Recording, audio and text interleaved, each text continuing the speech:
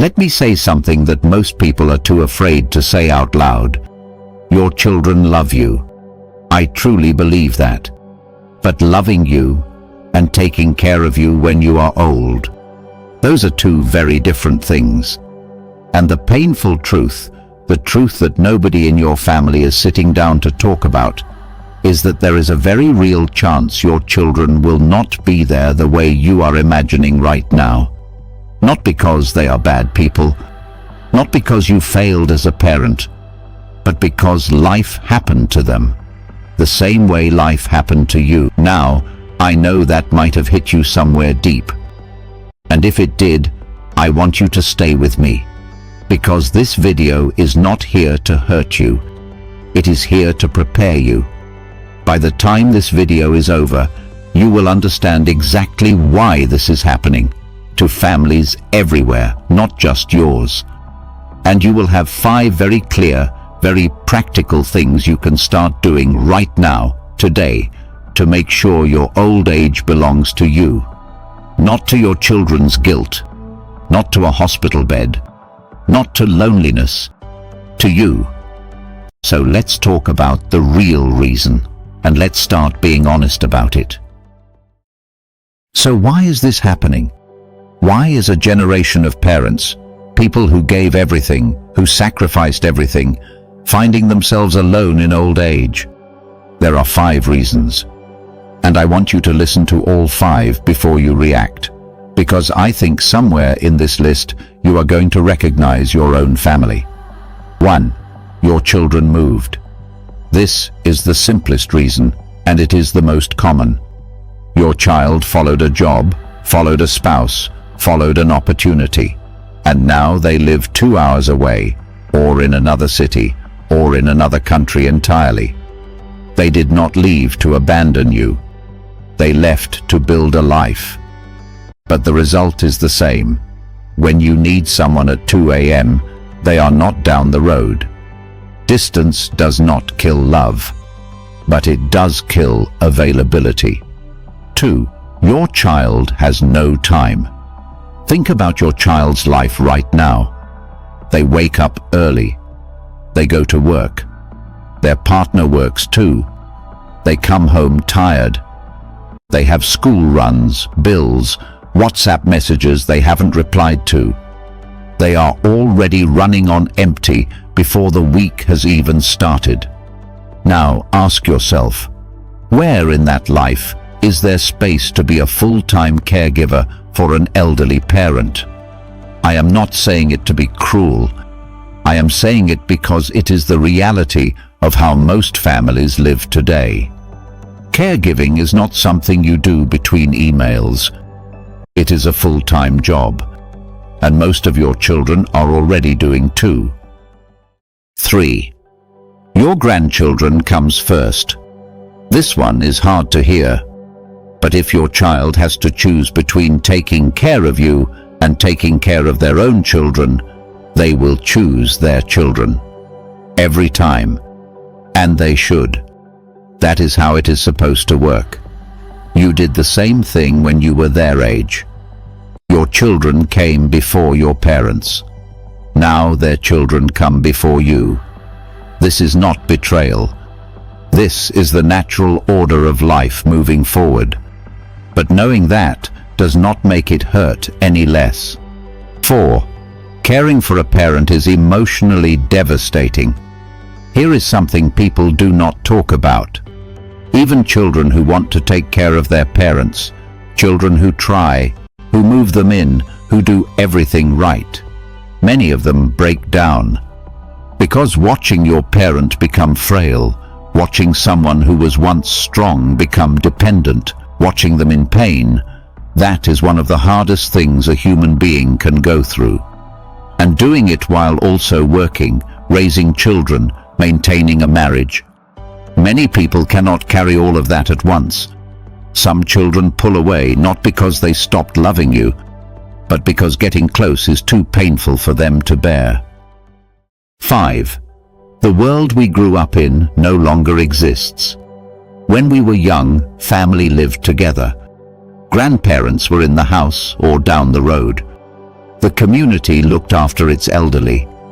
There was always a cousin, an aunt, a neighbor who would step in. That world is gone. We now live in a world where everyone is busy, everyone is scattered, and the idea of a village raising a child or a village caring for an elder has been replaced by individual households trying to survive on their own. This is not your fault. It is not your children's fault. It is a shift that happened slowly over decades while none of us were paying attention. And here is what I want you to understand. I did not share these 5 reasons to make you angry at your children, or to make you feel hopeless about what is coming. I shared them because the first step to protecting yourself is seeing clearly. And now that you see clearly, let's talk about what you can actually do. Because if you have been listening to everything I just said, and you are feeling something in your chest right now, a tightness, a sadness, maybe even a little anger, I want you to know that what you are feeling is completely normal. You spent your life pouring into your children. You stayed up when they were sick. You went without so they could have. You made sacrifices that nobody saw and nobody thanked you for. And somewhere, quietly, without even realizing it, you made an agreement in your heart that when the time came, they would be there. Nobody sat you down and told you that agreement might not hold. And that is a grief, a real grief. Not the kind that comes from death, but the kind that comes from realizing that the future you pictured looks different from the one that is actually coming. I want you to let yourself feel that for a moment. Don't rush past it. Don't tell yourself you're being selfish for wanting to be cared for. You are not selfish. You are human. But here is what I also want you to hear. The parents I have seen struggle most in old age, the ones who end up truly alone, truly helpless, are not the ones whose children were too far away or too busy or too overwhelmed. They are the ones who waited. They waited for someone to come. They waited for the phone to ring. They waited for their children to notice. They put all of their hope into one basket, and when that basket was not enough, they had nothing else. And the parents I have seen thrive, truly thrive with dignity and peace and a full life. Those people did something different. They did not wait. They built. They built their finances. They built their health. They built friendships and community and a life that did not depend on any one person to hold it together. They decided, while they still could, that their old age was their responsibility. Not out of bitterness, not because they stopped loving their children, but because they loved themselves enough to plan. And that is the decision I am asking you to make today. Not to give up on your children, not to stop loving them or needing them, but to stop waiting for them to save you and to start saving yourself, because you still can. Right now, in this moment, you still can. So let me show you how. So let's get into it. Here are 5 things you can start doing. Not next year, not when you retire, not when things calm down, but now, while you have time, while you have strength, while the decisions are still yours to make. Step 1. Build your financial independence. Starting today, I want you to hear this clearly, because nothing else on this list works without it. Money is not everything, but the absence of money makes everything harder. When you have no financial cushion, you have no choices. You cannot hire help. You cannot choose where you live. You cannot say no to an arrangement that makes you miserable. You become dependent on whoever is willing to take you in, and that is a position no one should be in if they can avoid it. Now, I am not telling you to become rich. I am telling you to be intentional. If you are still working, even a little, save something. Even a small amount, put aside consistently, grows into options. Look at what you own. Look at what you spend. Look at what you could simplify. And if you have children who are managing your money or making your financial decisions for you, have a conversation. Know your numbers. Understand your situation. Financial clarity is not just about money. It is about dignity. Step 2. Treat your health like your most important job. Because it is. Here is the uncomfortable equation. The worse your health, the more care you need. The more care you need, the more you depend on others. The more you depend on others, the less freedom you have. I'm not talking about perfection. I'm not saying you need to run marathons or eat nothing but vegetables for the rest of your life. I am talking about the basics, done consistently. Walk. Every day if you can, even 30 minutes. Movement is medicine in a way that no doctor can fully explain, but every doctor will confirm. Watch what you eat, not obsessively, but consciously. Your body at 60 is not the same as your body at 30. It needs different things. Give it what it needs. Sleep. Protect your sleep. Chronic sleep deprivation accelerates aging faster than almost anything else. And go to your doctors. Don't cancel appointments. Don't ignore symptoms because you are afraid of what they might find. Catching something early is always, always better than catching it late. Every year you stay healthy is a year you stay free. Step 3. Build a life outside your family. This one might be the most important thing I say today. If your children are your only source of company, your only phone calls, your only visits, your only reason to get dressed in the morning, then you are already in a fragile situation, and you may not even realize it. Human beings need community. We were never designed to live in isolation, waiting for family to visit. We were designed to be part of something larger than our own four walls. So I want to ask you, who are your friends? Not your children's friends. Not your neighbors you wave at. Your friends. People who know you, who check on you, who you laugh with. If the answer is nobody, or almost nobody, that is the most urgent thing on this list. More urgent than money. More urgent than health. Because loneliness will break you faster than poverty or illness ever could. Join something. A church group, a community organization, a walking club, a market, a class. Anything that puts you in regular contact with other human beings who are glad to see you. Start small. Show up consistently. Let it grow. And do not be too proud to be the one who reaches out first. Friendship at any age requires effort. The people who have rich social lives in old age are not lucky. They are deliberate. Step 4. Have the honest conversation with your children, now. Not when you are sick. Not when there is a crisis. Now, while everyone is calm, while no one is under pressure, while you can speak clearly and listen clearly. I know this conversation feels impossible. I know you are afraid of what they will say, or afraid of burdening them, or afraid of making things awkward. But silence is not protecting anyone. Silence is just postponing a harder conversation under worse circumstances. Sit down with your children and talk about what is real. What do you expect from them?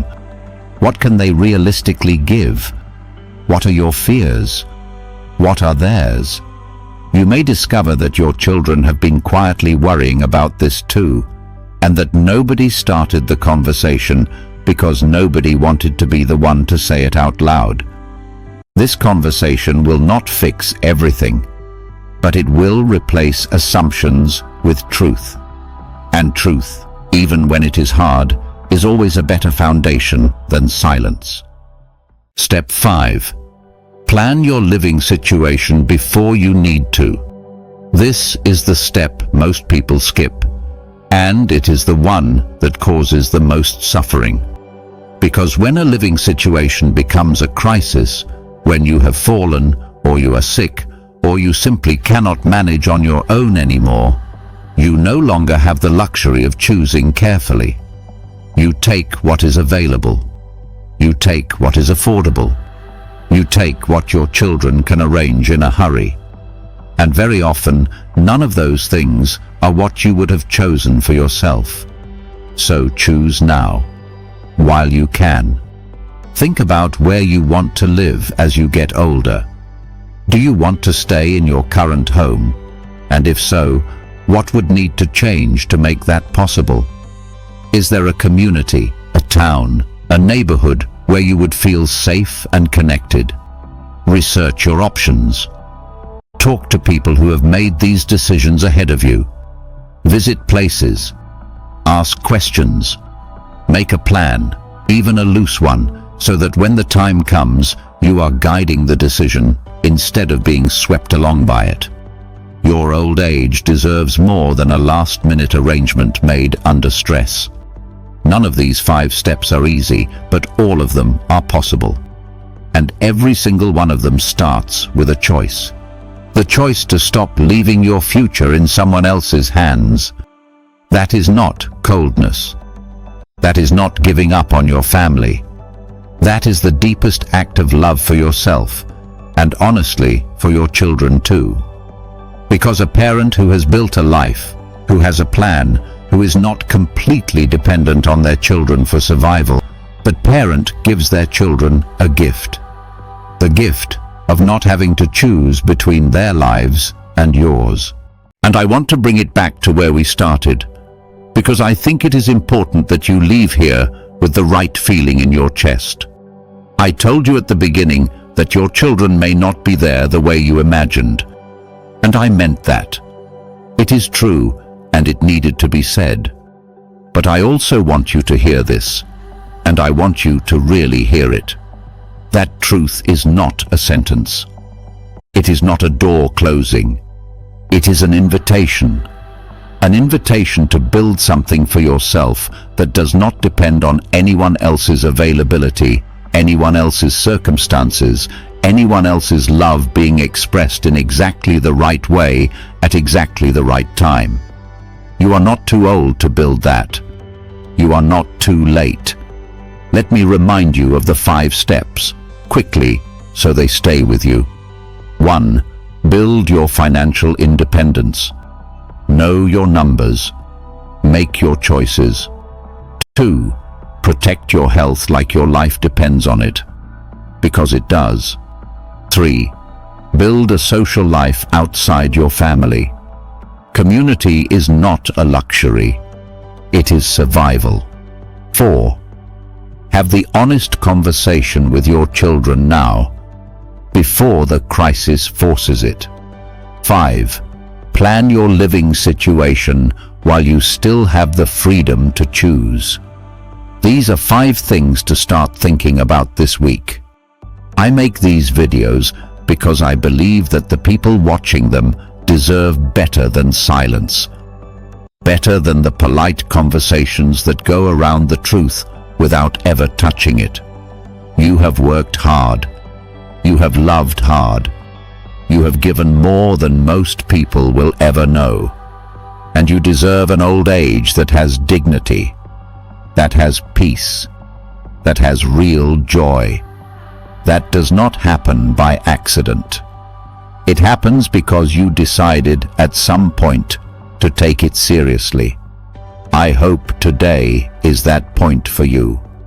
Now, I want to hear from you. Down in the comments, tell me this. Are you counting on your children to take care of you in old age, Or have you already started making your own plan? There is no wrong answer. I just want to know where you are. Because the conversations in this comment section matter. Some of you will read a comment from a stranger today and feel less alone. That is not a small thing. That is everything. If this video said something you needed to hear, share it. Send it to a friend. Send it to a sibling. Send it to someone you love who needs to have this conversation but doesn't know how to start it. Let this video start it for them. And if you are new here, welcome. This channel is a place where we talk about the things that matter without flinching. Subscribe so you don't miss what's coming next.